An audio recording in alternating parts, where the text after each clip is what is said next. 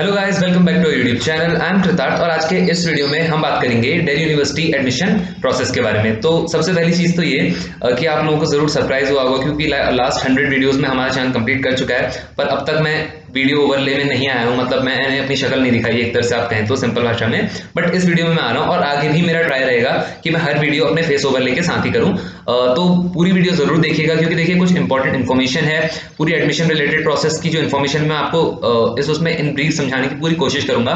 फिर भी अगर आपको कोई डाउट आता है, लाइक अगर आपको कुछ क्लियर नहीं है कि हमारा कोर्स में एडमिशन कैसे होगा, तो आप नीचे कमेंट करके पूछ सकते हैं, या फिर मैं अपने नीचे सोशल हैंडल्स जितने like Facebook, Instagram and mail ID वो आपको सबको प्रोवाइड कर दूंगा, तो आप वहां पर भी अपनी क्वेरी पूछ सकते हैं। तो स्टार्ट करेंगे वीडियो को। तो ये है bulletin of information for admission to undergraduate courses 2020-21। तो 2020 से 21 का जो सेशन है उसका ये पोर्टल है, मतलब एक तरह से प्रोसीजर जो है पूरा इसी में होगा। सबसे पहली चीज है कि applicants are responsible for regularly checking the portals for update. तो आप रेगुलरली डीयू की वेबसाइट चेक करते रहिएगा अपडेट्स के लिए। तो फेक और नॉन जेन्युइन की बात करें तो लाइक कोई भी फेक इन्फॉर्मेशन मत डालिएगा, कोई फेक सर्टिफिकेट्स नहीं, कुछ नहीं। अगर आप पकड़े गए, मतलब क्योंकि उसका एक ह्यूमन वेरिफिकेशन भी होगा दिल्ली यूनिवर्सिटी में, तो आपके खिलाफ लीगल एक्शन लिया जाएगा। तो इसलिए बिल्कुल जेन्युइन इन्फॉर्मेशन डालिएगा। एनटीए की बात करूं तो एनटीए इन कोर्सेज का आपका जो है एंट्रेंस टेस्ट लेगा। BA honours in business economics या फिर BA honours in humanities and social sciences, humanities की मैं बात करूं तो इन सारे सब्जेक्ट्स का होगा। और एंट्रेंस टेस्ट आप एक नीचे देख सकते हैं 20 सिटीज की लिस्ट है, उन सब में कंडक्ट कराए जाएंगे। इनके अलावा किसी सिटी में आपके दिल्ली यूनिवर्सिटी के एंट्रेंस टेस्ट नहीं होंगे, ध्यान रखिएगा, जो एनटीए करा रहा है। और उसके बाद हम आते हैं अब नीचे। तो there is no offline admission for any applicant. तो जैसा मैंने कल की वीडियो में भी आप लोगों को बता दिया था कि इस बार पूरा ऑनलाइन एडमिशन प्रोसेस है। पहले क्या करना पड़ता था, आपको कैंपस जाना पड़ता था, रजिस्ट्रेशन के बाद अपने कॉलेज जो आपको मिलता था वहां आपको डॉक्यूमेंट्स सबमिट करने पड़ते थे। बट इस बार ऐसा नहीं है। इस बार आपको जो है पूरा ऑनलाइन एडमिशन प्रोसेस है, आपको पूरा ऑनलाइन करना है। तो all other admission procedures are to be completed by the applicant using the unique login ID they create on the Delhi University Undergraduate Admission Portal। तो ये आपका एडमिशन पोर्टल है। सबसे पहले आप न्यू रजिस्ट्रेशन पे क्लिक करेंगे एंड उसके बाद आपकी कुछ इस तरह से रजिस्ट्रेशन फॉर एडमिशन, आप अपने आप को रजिस्टर करेंगे, नाम एंड ऑल। फिर आप जो फोन नंबर डालेंगे, और ध्यान रखिएगा ईमेल आईडी आप अपनी वही डालिएगा जो आप यूज करते हैं। ऐसा नहीं होना चाहिए कि आप किसी अपने फ्रेंड की ईमेल आईडी डाल दे रहे हैं जो फिर बाद में आपको अवेलेबल ना हो, इसलिए ध्यान रखिएगा। और ईमेल आईडी नहीं है तो क्रिएट कर लीजिए, it's not a big thing. और फिर अब हम आते हैं, अगर आपकी जब रजिस्ट्रेशन हो जाएगा तो आपका एक आप रजिस्टर हो चुके हैं। उसके बाद लाइक मैं ऑलरेडी रजिस्टर कर चुका हूं आपको समझाने के लिए, तो मैं आपको बताता हूं फिर क्या आपका एप्लीकेशन फॉर्म कैसे खुलेगा। तो लाइक दिस इज योर, फिर लॉगिन करेंगे। तो थोड़ा नेट स्लो है। लॉगिन करने के बाद आपका कुछ इस तरह से स्क्रीन खुलेगी कि documents required for uploading at the time of registration. तो आपको ये सारे डॉक्यूमेंट्स चाहिए रजिस्ट्रेशन के समय। लाइक सबसे पहले आपको अपनी पासपोर्ट साइज फोटोग्राफ चाहिए which should be 10 to 15 KB। Scan ध्यान रखिएगा, अगर आप स्कैन वैसे नहीं करा सकते हो, आप CamScanner and other apps को यूज कर सकते हो जो आप स्कैन करने में इजी हो। स्कैन सिग्नेचर ऑफ एप्लीकेंट, आपको अपने स्कैन सिग्नेचर भी चाहिए एडमिशन प्रोसीजर के लिए। और self attested class 10th marksheet. तो सेल्फ अटेस्ट में क्या कीजिएगा कि जो आपकी 10th की मार्कशीट है, 12th की मार्कशीट अपलोड करने के लिए आपको बाद में पोर्टल खुलेगा, बाद का समय दिया जाएगा। पर जो 10th की मार्कशीट है उसको आप एक फोटोकॉपी निकालिएगा उसकी, एंड उसमें नीचे से अपने साइन करके सेल्फ अटेस्टेड लिखिएगा उसकी, उसको स्कैन करना, फोटो खींचना किसी भी मोबाइल ऐप से एंड उसको अपलोड कर देना। एंड इट शुड बी, देख लीजिएगा, it should be 100 to 500 KB in size. आप ऑनलाइन काफी ज्यादा ये सारे फोटो एडिटर्स आते हैं, आप वहां भी कर सकते हैं इसको। और अगर आप किसी कैटेगरी कास्ट को बिलोंग करते हैं लाइक SC ST PWD, तो इनके सर्टिफिकेट भी अटेस्ट करना जरूरी है, वहां पर लगाइएगा इनके। And EWS certificate it should be issued by SDM, जो आपके लोकेलिटी के आपके एरिया के SDM है उनको सर्टिफाइड होना चाहिए वो EWS सर्टिफिकेट। और जो आप अगर स्पोर्ट्स और ECA कोटा में एडमिशन लेना चाह रहे हैं तो आपको उनके सर्टिफिकेट्स भी लगाने हैं। तो उसके बाद में बात करूँ तो self attested copies of medical certificate from government hospital. अगर आप वही BSc in physical education and इनमें करना चाहते हैं तो आपको अपने मेडिकल सर्टिफिकेट भी लगाने हैं। तो ये थी आपकी वो करने की इन्फॉर्मेशन, पूरे पढ़ने की इन्फॉर्मेशन। फिर इसको आप सबमिट कर देंगे एंड उसके बाद नेट थोड़ा स्लो है, मैं भी बताऊंगा आपको। तो फिर आपका ओपन हो जाएगा दिल्ली यूनिवर्सिटी का ये रजिस्ट्रेशन फॉर्म, जिसको आप अच्छे से पढ़िएगा, अच्छे से। और ध्यान रखिएगा इसमें आपको इन्फॉर्मेशन बहुत अच्छे से पढ़नी है, like first name, middle name, कोई भी गलती नहीं होनी चाहिए। मौका आपको जरूर मिलेगा, बट क्यों करनी है गलती जब एक बार में अच्छे से पढ़ सकते हैं। एंड आई नो आप लोग गलती नहीं करेंगे। तो यहाँ पर आपको अपनी सारी डिटेल्स भरनी है। और बैंक डिटेल्स, अगर आपके पास खुद का अकाउंट है तो आप वाला account number, name of the bank, ये सब डालिएगा। अगर नहीं है तो अपने पेरेंट का अकाउंट नंबर भी डाल सकते हैं। और ध्यान रखिएगा इस बार दिल्ली यूनिवर्सिटी, इस बार नहीं वैसे दिल्ली यूनिवर्सिटी हर बार ही किसी भी लाइक पेटीएम, एंड फोन पे और जितने भी दूसरे मोबाइल ऐप हैं उनसे पेमेंट नहीं ले रही है, तो ध्यान रखिएगा सिर्फ इसी लिंक पर आप अपनी पेमेंट कीजिएगा। कई बार फ्रॉड एंड ऑल भी हो जाते हैं एडमिशंस के टाइम, तो ध्यान रखिएगा सिर्फ credit card, debit card, net banking और यूपीआई से ही दिल्ली यूनिवर्सिटी पेमेंट ले रही है। अब हम चलते हैं वापस बुलेटिन पे।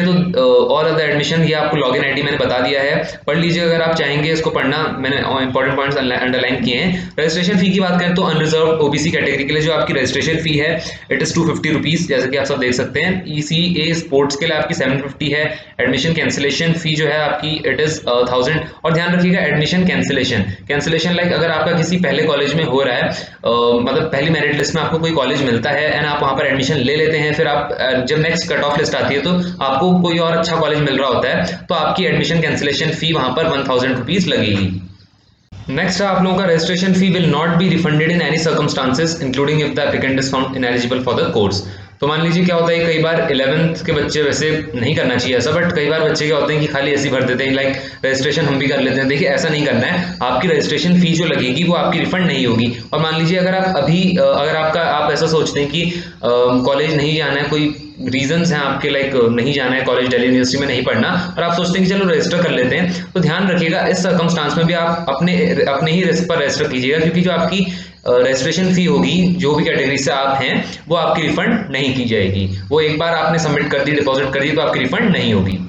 नेक्स्ट चीज जो मैं पढ़ के बताता हूँ वो ये है कि हाँ, तो देखिए relaxation and course specific eligibility criteria, तो इसका सिंपल मतलब ये है कि लाइक अगर आप एससी एसटी कैटेगरी से आते हैं तो आपको कोर्स में कितना रिलैक्सेशन मिलता है उसकी एलिजिबिलिटी में। कि मान लीजिए ओबीसी कैटेगरी वाले में एग्जांपल दिया, उससे आपको क्लियर हो जाएगा कि इज द मिनिमम एलिजिबिलिटी, देख लीजिए आप, टू अ कोर्स इज 40%। तो देखिए जनरल कैटेगरी की मान लीजिए किसी course BA honours in history है, उसकी एलिजिबिलिटी है कि 40% आपके 12th में आने चाहिए। पर अगर आप एससी एसटी कैटेगरी के हैं तो आपका 40% में इसका जो 5% होगा उतना आपका रिडक्शन हो जाएगा। लाइक अगर ओबीसी कैटेगरी की मैं बात करूं तो किसी कोर्स की अगर एलिजिबिलिटी आपकी 40% अनरिजर्व कैटेगरी के लिए, तो ओबीसी कैटेगरी के लिए होगी 36%। 36% इसलिए क्योंकि जो आपका 40% होगा उसमें से 10% ऑफ 40%, मतलब आपका 10% है ओबीसी कैटेगरी के लिए रिलैक्सेशन, तो वो माइनस होगा, तो आपका 36% ही आपकी एलिजिबिलिटी रहेगी। तो नेक्स्ट चीज क्या है, ये आपके लैंग्वेज सब्जेक्ट है, इनमें से कोई सा भी एक लैंग्वेज होनी चाहिए आपके पास, मतलब कॉम्बिनेशन बेस्ट 4 में 1 लैंग्वेज प्लस 3, यहाँ से कोई भी एक लैंग्वेज आपकी होनी चाहिए बेस्ट 4 में। और उसके बाद यहाँ जो इलेक्टिव सब्जेक्ट्स हैं इनमें से कोई से भी 3 सब्जेक्ट आपके होने चाहिए। ध्यान रखिएगा लैंग्वेज का 1 और इलेक्टिव सब्जेक्ट आपके 3 होने चाहिए। All academic subjects may be treated as elective. The subject eligible for computation are listed above in list A and list B. तो जितने भी list A and list B में कोर्सेज हैं वही आपके एक तरह से बेस्ट 4 कंप्यूट करे, उन्हीं के हिसाब से बेस्ट 4 कंप्यूट किया जाएगा। मेरिट इज कैलकुलेटेड, तो देखिए जितने भी arts and commerce, mathematical sciences, music, social sciences हैं, इनमें आपके बेस्ट 4 काउंट होते हैं। जितना आपने 12th में किया उसके बेस्ट 4, आपके 5 से 6 सब्जेक्ट से डजंट मैटर, उनमें से आपके बेस्ट 4 सब्जेक्ट काउंट किए जाएंगे। पर जो हैं आपके admission under science and applied sciences, like आप साइंस के किसी कोर्स में लेना चाहते हो तो आपका बेस्ट 3 फिजिक्स, केमिस्ट्री, मैथ्स ही काउंट होगा। Special instruction if a papers title does not match with what specified in list A list be above. तो देखिए क्या होता है कि कई स्टेट बोर्ड्स जो है वहाँ लाइक फॉर एग्जांपल बायोलॉजी है, बायोलॉजी नहीं होके वहाँ बॉटनी एंड जूलॉजी होता है। मान लीजिए इसकी मैं बात करूँ तो क्या होगा कि जो बॉटनी एंड जूलॉजी होगा वो अलग अलग पेपर होते हैं, बट उसके मार्क्स आपके एक ही टाइटल में काउंट किए जाएंगे बायोलॉजी के अंदर। मान लीजिए आपका सब्जेक्ट है जो बॉटनी एंड जूलॉजी, आपने 12th में बॉटनी एंड जूलॉजी अलग अलग पढ़ा, बट जब आपके मार्क्स वहां एंटर किए जाएंगे तो बायोलॉजी कॉलम के अंदर ही दोनों के मार्क्स ऐड होंगे। If the applicant's marksheet contains both class 11th and 12th marks, तो अगर आप कई, वैसे सीबीएसई में तो ऐसा नहीं होता है कि 11th के मार्क्स लिखे जाते हैं मार्कशीट पर, बट कई स्टेट बोर्ड में होता है ऐसा, कुछ स्टेट बोर्ड की मैं बात करूं तो अगर आपके 11th और 12th के मार्क्स लिखे हैं तो सिर्फ आपको 12th के ही मार्क्स एडमिशन फॉर्म में भरने हैं, जो आप बाद में एडमिशन पोर्टल जब खुलेगा तब एंटर करेंगे। नेक्स्ट चीज है exercise utmost care in filling up the registration form as errors in entry में lead to summary rejection of the form. तो देखिए केयरफुली, ध्यान से, पूरे मतलब कॉन्फिडेंस तो क्या कहूँ, अच्छे से फॉर्म भरिएगा, कोई जल्दीबाजी नहीं, कुछ नहीं। अगर आपने कल फॉर्म भर लिया है तो आई होप ध्यान से भरा होगा, बट फिर भी अगर कोई दिक्कत होती है मुझसे पूछ लीजिए। फिर भी आप फॉर्म ध्यान से भरिएगा, क्योंकि देखिए बाद में आपको अपॉर्चुनिटी मिलती तो है, बट क्यों बाद की अपॉर्चुनिटी लेनी, क्योंकि बाद में कुछ ही ऐसी फील्ड्स होते हैं जो आप करेक्ट कर सकते हैं, उसके लिए आपको पेमेंट देनी पड़ती है 100 रुपीज के करीब, तो ध्यान रखिएगा इस बात का। तो अब हम आते हैं एलिजिबिलिटी क्राइटेरियन पे कि क्या क्या कोर्सेज हैं, उनकी क्या क्या एलिजिबिलिटी है, कितना परसेंट आपको मार्क्स मिले होने चाहिए, बेस्ट फोर क्या, ये सब चीज़ें हम पढ़ेंगे। तो अगर आपको बीए ऑनर्स इंग्लिश करना है, पूरा वीडियो ध्यान से देखिएगा, क्योंकि मैं हर एक इन्फॉर्मेशन आपको बता रहा हूँ, फिर भी कुछ कुछ इन्फॉर्मेशन मैं छोड़ दूंगा, क्योंकि देखिए वरना अगर ये पूरा अप्रॉक्स 125 पेजेस का बुलेटिन है, वरना इसमें बहुत टाइम लग जाएगा। बट जो इंपॉर्टेंट इन्फॉर्मेशन है मैं आपको जरूर बताऊंगा।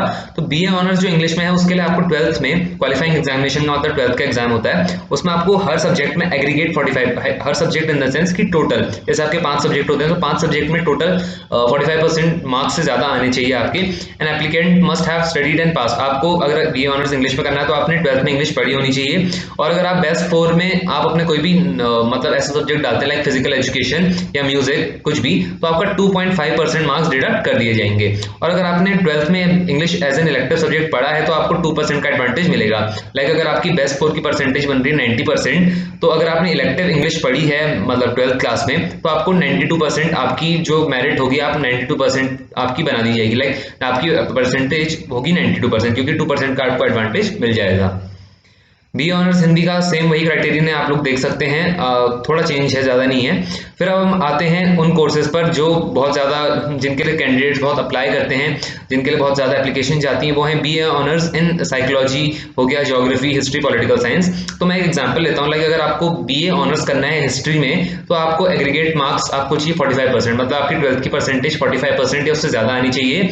और उसके बाद merit shall be determined on the basis of, तो बीए ऑनर्स अगर आपको इन सब्जेक्ट्स में करना है तो आपको बेस्ट 4 में एक लैंग्वेज इंक्लूड करनी है और उसके साथ 3 एकेडमिक सब्जेक्ट्स इंक्लूड करने हैं। 3 एकेडमिक सब्जेक्ट्स जो आपकी लिस्ट ऊपर दी है उसमें 3 एकेडमिक सब्जेक्ट्स, फॉर एग्जांपल मैं बताऊं तो ज्योग्राफी, हिस्ट्री और पॉलिटिकल साइंस, आप इन 3 को इंक्लूड कर सकते हैं। और एक आपकी लैंग्वेज इंग्लिश लैंग्वेज सब्जेक्ट होगा।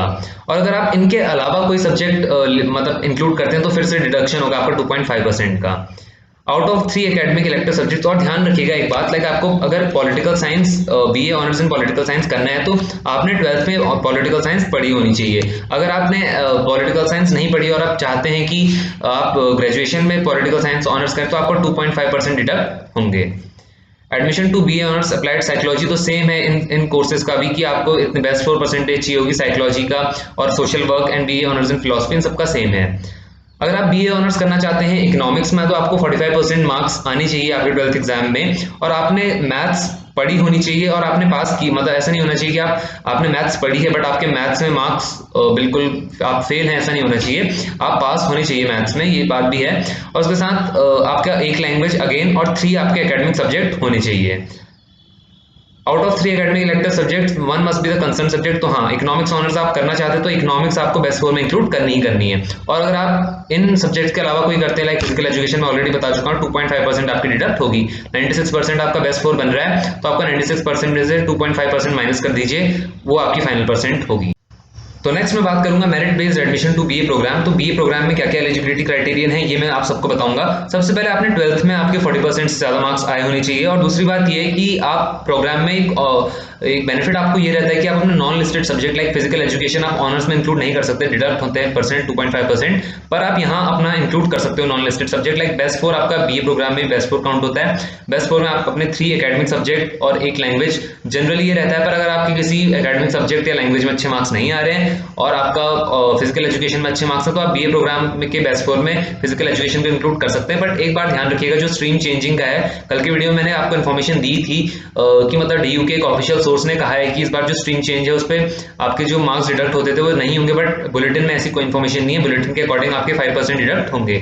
और एक और बात ध्यान रखिएगा, अगर आपके मान लीजिए non listed subject like physical education और म्यूजिक, दो आपके सब्जेक्ट जिनमें आपके मार्क्स बहुत अच्छे हैं, बीए प्रोग्राम की बेस्ट 4 में सिर्फ एक ही को इंक्लूड कर सकते हैं, दो को अगर आप इंक्लूड करेंगे तो आपके मार्क्स डिडक्ट होंगे।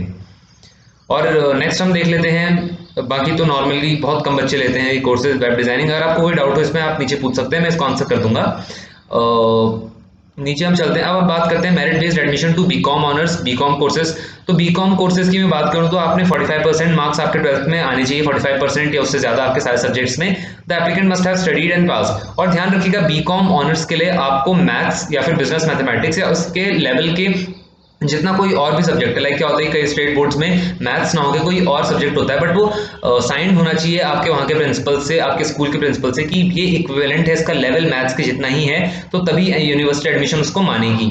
तो बी कॉमर्स में आपने मैथ्स पढ़ी होनी चाहिए। And selection shall be made on the basis of marks obtained in qualifying examination including 1 language and 3 best subjects. तो आपका एक लैंग्वेज मैथ्स आपने पढ़ी होनी चाहिए, मैथ्स इंक्लूड करो ना करो आपकी इच्छा, बट आपने इन तीनों में से एक सब्जेक्ट इंक्लूड इन 3 सब्जेक्ट्स को इंक्लूड करना है, mathematics, accountancy, economics and business studies, जिसमें आपके अच्छे मार्क्स हैं आप उनको इंक्लूड कर लीजिएगा। और 45 इंग्लिश में भी या फिर हिंदी जो भी आपकी लैंग्वेज है उसमें भी आपके 45% या उससे ज्यादा मार्क्स आए होने चाहिए। और अगर आप कोई और सब्जेक्ट इंक्लूड करते हो from list B other than mentioned above, तो आपका जो बेस्ट 3 है उसमें से डिडक्शन होगा आपका 1% का।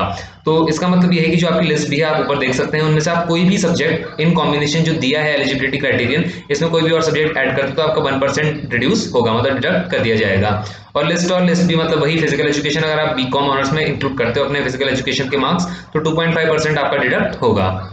बी कॉम में भी सेम वही है, आप देख सकते हैं यहाँ पर, कोई भी डाउट हो मुझसे पूछ लेना। और फिर हम बात करते हैं बीएससी ऑनर्स कोर्सेज की। बीएससी ऑनर्स अगर आपको कंप्यूटर साइंस में करना है तो आपको मैथमेटिक्स बेस्ट फॉर आपका काउंट होगा बीएससी ऑनर्स में भी, कंप्यूटर साइंस में। तो उसमें आपको मैथमेटिक्स कंपल्शन है, आपको इंक्लूड करने ही करने हैं बेस्ट 4 में मैथमेटिक्स के मार्क्स, एक लैंग्वेज वेदर इंग्लिश और हिंदी जो भी आप करना चाहें जिसमें अच्छे मार्क्स हैं, और 2 अदर सब्जेक्ट्स, 2 अदर सब्जेक्ट्स आपके कोई भी हो सकते हैं जो आपकी लिस्ट है और लिस्ट बी में दिए हुए हैं। तो बेस्ट 4 में मैथमेटिक्स, बीएससी ऑनर्स करने के लिए आपके पास मैथमेटिक्स होनी चाहिए कंप्यूटर साइंस में, और उसके साथ 1 language and 2 other subjects given in the list A and list B.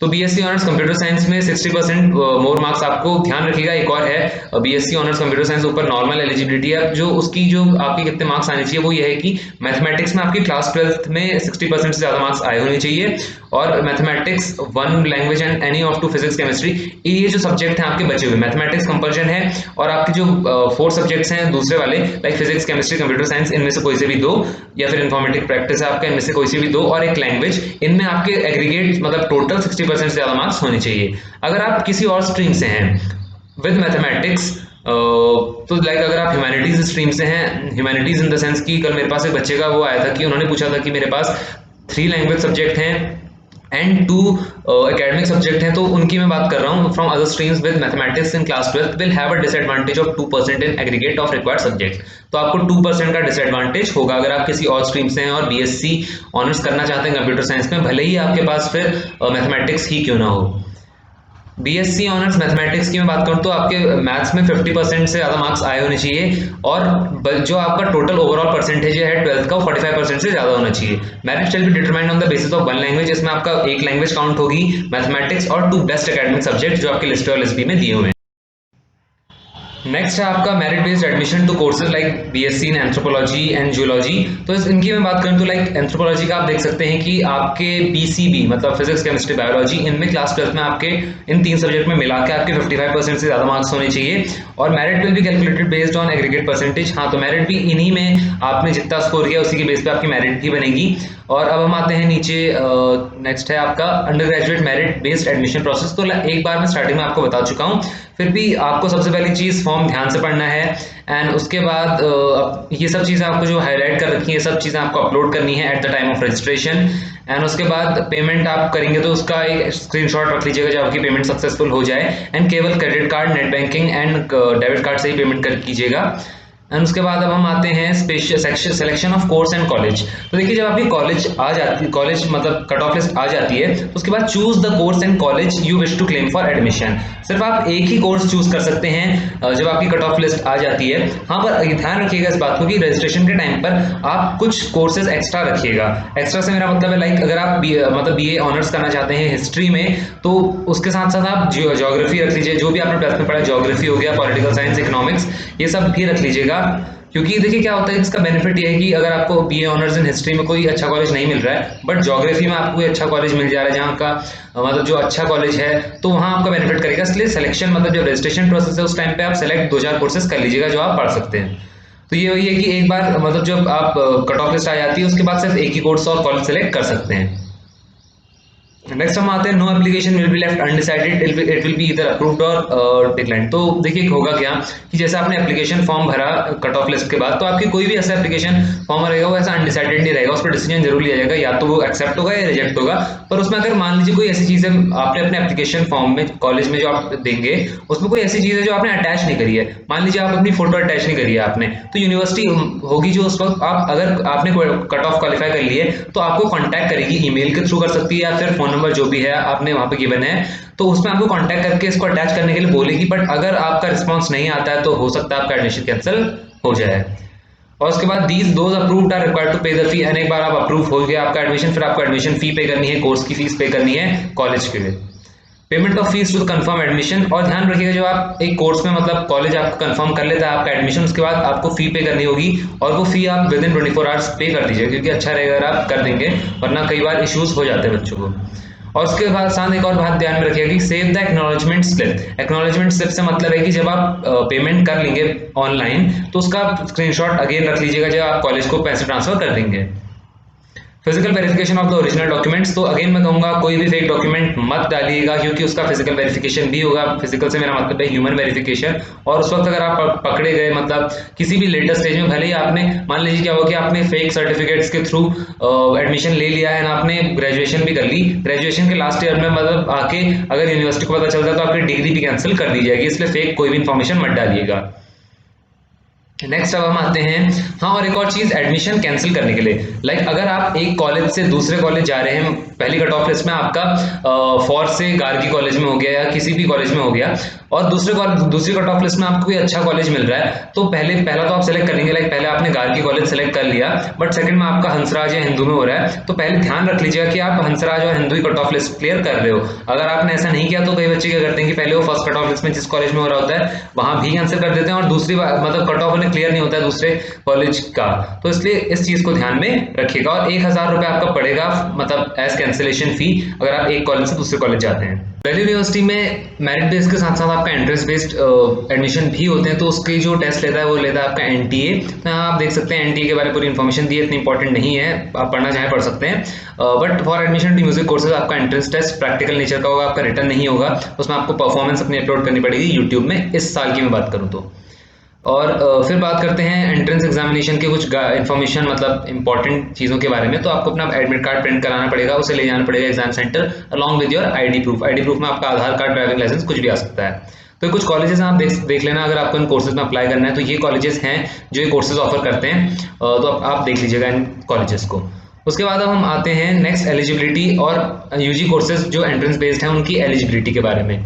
तो एलिजिबिलिटी सबसे पहले हम बात करते हैं बीटेक की इन information technology and mathematical innovation. तो आपके 4 सब्जेक्ट्स 12th में 60% से ज़्यादा मार्क्स आए होने चाहिए। मैथमेटिक्स कंपलसरी है, इंक्लूड करना, आपने पढ़ी हुई होनी चाहिए मैथमेटिक्स, उसके मार्क इंक्लूड करने हैं। और एंट्रेंस टेस्ट बेस्ड होगा मैथमेटिक्स, रीजनिंग और एनालिटिक एबिलिटीज़ पर।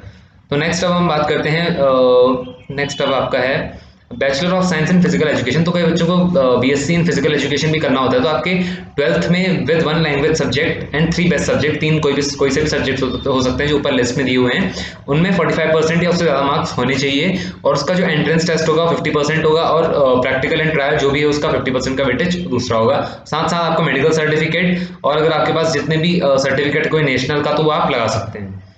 अब हम आते हैं, नेक्स्ट है हमारा बीए ऑनर्स इन हिंदुस्तानी म्यूजिक वोकल। तो वोकल में आपको कोई बीए ऑनर्स का कोर्स करना है तो उसके लिए आपको 45% या उससे ज़्यादा मार्क्स चाहिए 12th में। उसके साथ साथ एक लैंग्वेज आपने पढ़ी होनी चाहिए, और 2 इलेक्टिव सब्जेक्ट, कोई भी 3 सब्जेक्ट आप ए और बी से ले सकते हो। और हाँ, जिन बच्चों का म्यूजिक नहीं है मतलब म्यूजिक वाले और सब्जेक्ट में अगर और कोर्सेज में आप इंक्लूड करते हैं म्यूजिक को तो आपके मार्क्स डिडक्ट करते होते हैं। पर अगर आप बीए ऑनर्स इन हिंदुस्तानी म्यूजिक के लिए अप्लाई कर रहे हो तो आप मार्क्स डिडक्ट नहीं होंगे, आपके 99 म्यूजिक में आए तो 99 ही ऐड होंगे, मतलब 99 आप इंक्लूड कर सकते हो बेस्ट स्कोर में। उसके साथ साथ अगर आपने 12th में म्यूजिक नहीं है आपका, पर अगर आपने 3 साल तक किसी म्यूजिक स्कूल में सीखा है या फिर किसी बड़े म्यूजिक के गुरु या डांस गुरु से सीखा है, आपने कोर्स किया है, तो उनका आपको सर्टिफिकेट लेना पड़ेगा और दिल्ली यूनिवर्सिटी में अप्लाई करना पड़ेगा। नेक्स्ट अब हमारा बात करें तो कोर्स स्पेसिफिक एलिजिबिलिटी, हाँ वही चीज़ है, will upload a video of their 7 minute performance. तो ये उन लोगों के लिए जो म्यूजिक और डांस में एक तरह से ऑनर्स करना चाहते हैं। तो नेक्स्ट काफ़ी बेसिक इन्फॉर्मेशन है, आप लोग पढ़ सकते हैं अगर आप पढ़ना चाहें तो। अब मैं बात करूँ तो registration fee for each entrance based course अलग अलग है, जितने भी एंट्रेंस बेस्ड कोर्स हैं उनके अलग अलग है। If applicant is under reserve category, मतलब आप जनरल से हैं इन कोर्सेज के लिए, तो आपको 750 प्लस 750 1500 रुपये आपको पे करने पड़ेंगे। और दूसरी चीज़ है entrance test, written practical trial से ज़्यादा आप देख लीजिएगा इसमें जो है। और ध्यान रखिएगा द वेटेड मीन्स और mean of the marks scored in the entrance test in class 12 as per eligibility given each of the weight 65 and 35%।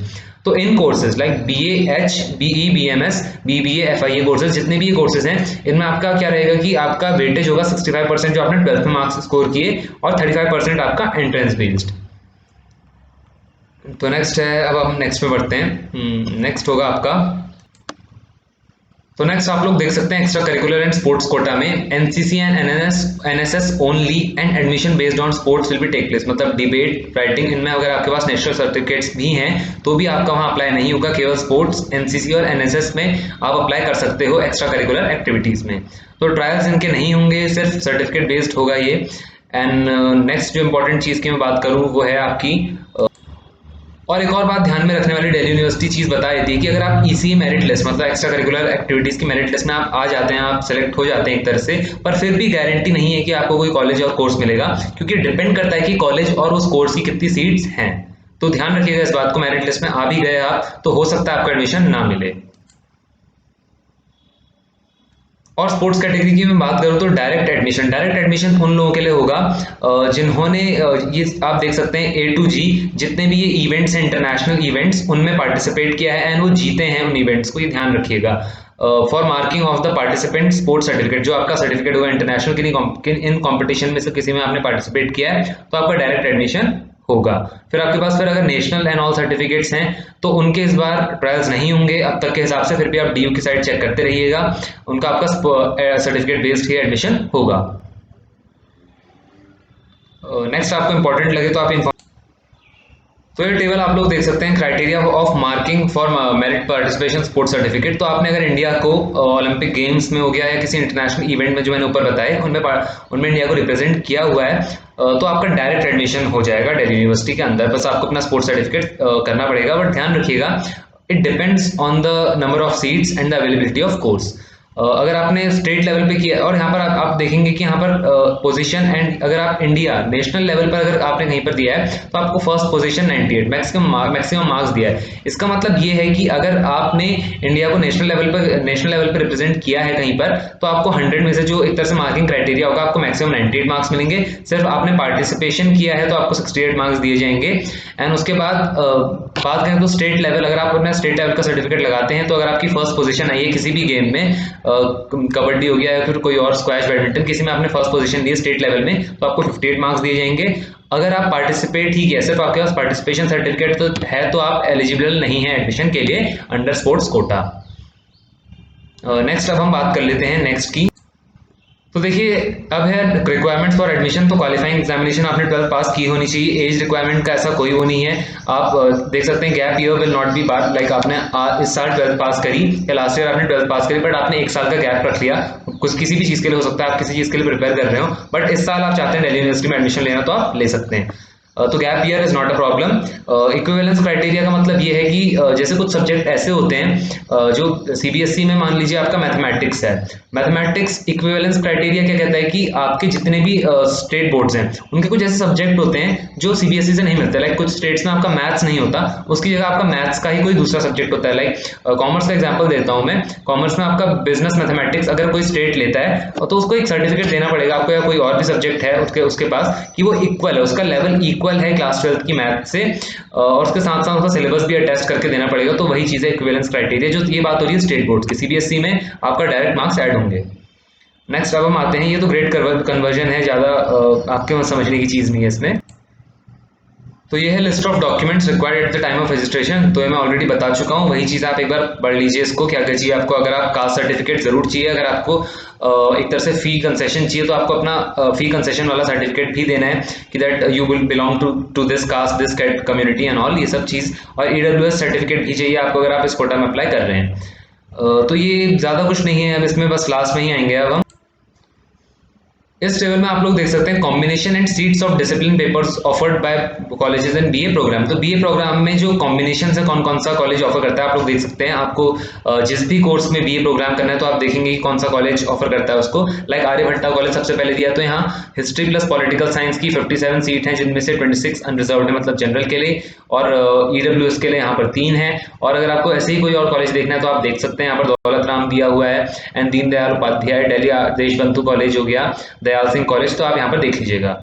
तो अब मैं बात करूंगा कि बेस्ट फोर कैलकुलेट कैसे की जाती है। तो नीचे आप लोग देख सकते हैं एक मार्कशीट गिवन है आपको, इसमें आपको बताऊंगा कि बेस्ट फोर कैसे कैलकुलेट होती है। लाइक सबसे पहली चीज दिल्ली यूनिवर्सिटी क्या करती है कि कुछ स्टेट बोर्ड ऐसे हैं जो फिजिक्स केमिस्ट्री और कुछ दूसरे पेपर्स जो होते हैं उनका वेटेज रखते हैं 60-40, मतलब 60 का थ्योरी पेपर एंड 40 का प्रैक्टिकल। तो दिल्ली यूनिवर्सिटी ऐसे केसेस में क्या करता है कि आपके मार्क्स को कन्वर्ट कर देता है। लाइक आप यहाँ पर देख सकते हो एग्जाम्पल में, फिजिक्स में अगर आपके मैक्सिमम मार्क्स 60, मतलब 60 मार्क्स का थ्योरी पेपर हुआ, उसमें आपके 50 आए और प्रैक्टिकल में 40 आउट ऑफ 40 आए, तो कन्वर्ट होकर आपके मार्क्स बनेंगे फिजिक्स में, here you can see आपके बनेंगे 88.33। तो इस तरह से अगर आप बेस्ट फोर कैलकुलेट करोगे बीएससी ऑनर्स इन कोर्सेज के लिए, जो आप नीचे देख सकते हो इन कोर्सेज की मैं बात कर रहा हूँ बीएससी ऑनर्स प्रोग्राम, तो उसमें आपकी बेस्ट 3 इफेक्टिव, क्योंकि देखिए इन कोर्सेज में आपके सिर्फ 3 सब्जेक्ट की ही मांगता है, बेस्ट 3 सब्जेक्ट, तो उसमें आपने 90.8% बना, ये आपकी फाइनल परसेंटेज होगी।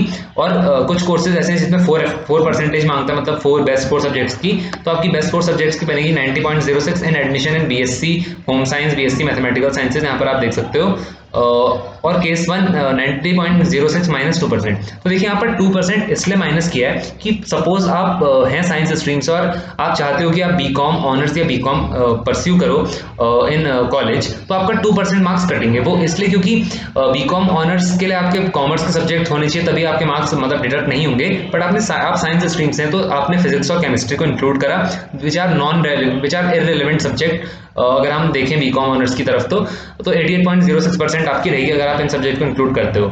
और एक और चीज़ ध्यान रखिएगा, वो ये कि अगर आप बीए ऑनर्स, मतलब आप हैं साइंस स्ट्रीम से और बीए ऑनर्स करना चाहते हैं ज्योग्राफी, हिस्ट्री, पॉलिटिकल साइंस में, तो आपके मार्क्स कटेंगे -2.5%।